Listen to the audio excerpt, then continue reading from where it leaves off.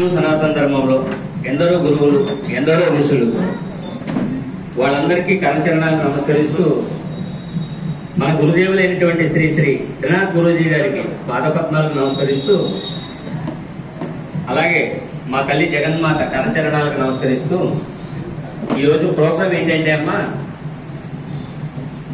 MLA గారు వచ్చే లోపల ఇంకా 2 పారాయణలు ఉన్నాయమ్మా. అయితే పైన కూర్చున్నటువంటి ఆయన సామాన్యమైనటువంటి వ్యక్తి కాదమ్మా. 1994 నుంచి మేము ఆయనతో ఉన్నాం.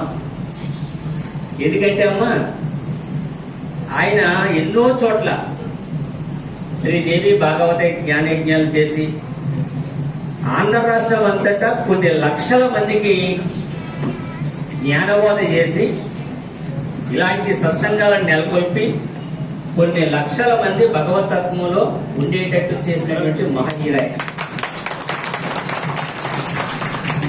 అయితే మానవ జన్మ ఎత్తిన తర్వాత దాని అందరం తెలుసుకోవాల్సింది ఒకటి ఉందమ్మా. ఆది శంకరాచార్య గారు ఒక మాట చెప్తారు, దుర్లభం త్రైమేవత దైవానుగ్రహేతుకం మనుష్యత్వం ముముక్షత్వం మహాపురుష సంశ్రయ. వివేక చూడమని శంకర్లు చెప్తారు, భగవంతుని యొక్క అనుగ్రహం లేకపోతే మనకు 3 రావటండి. ఒకటి మానవ జన్మ.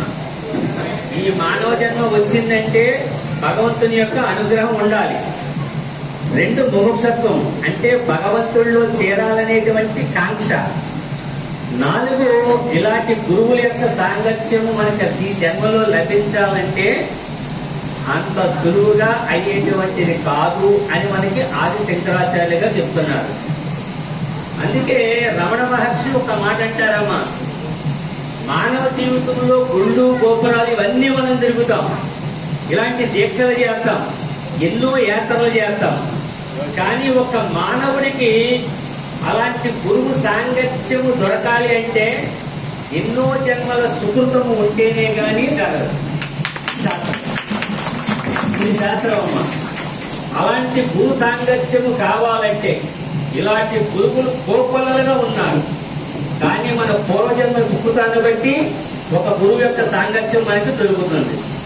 అందుకే రమణుల వారు ఒక అంటారు, మనిషికి స్వార్థ సాంగత్యం ఎప్పుడు లభిస్తుందంటే ఏటమ్మా, పూర్వజన్మలో దైవ పూజ, జపాలు, తీర్థయాత్రలు, ఇలాంటి దీక్షలు, అనేక యాత్రలు, ఇంకో తల్లి అక్కడ కూడా చూడండి, ప్రతి శనివారం కూడా ఏకన్ బాబు దగ్గర సేవ, ఇలాంటివి ఎన్నో మనం చెయ్యిగా చెయ్యిగా చెయ్యిగా చెయ్యిగా చేసి పనువులు చాలిస్తే మళ్ళా జన్మలో భగవంతుడు ఇలాంటి గురువు దొరికేటువంటి అవకాశాన్ని ఇది శాస్త్రం.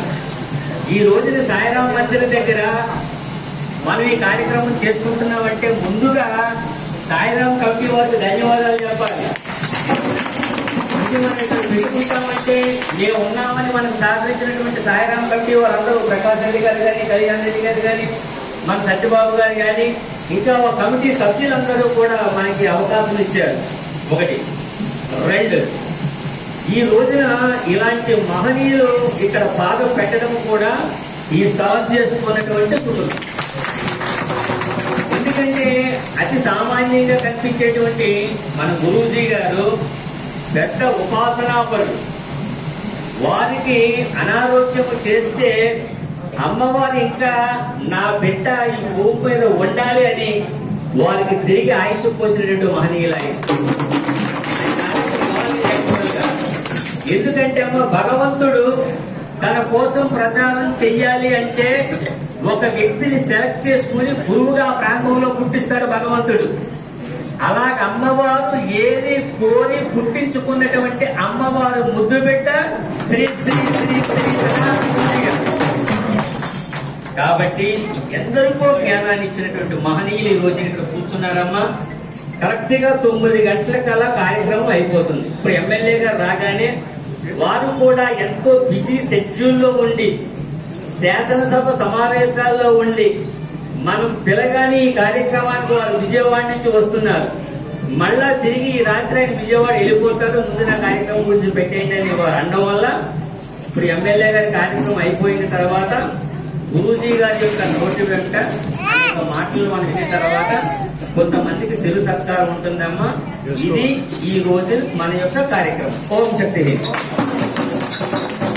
ఇదంతా బాగా ఊహించుకొచ్చాక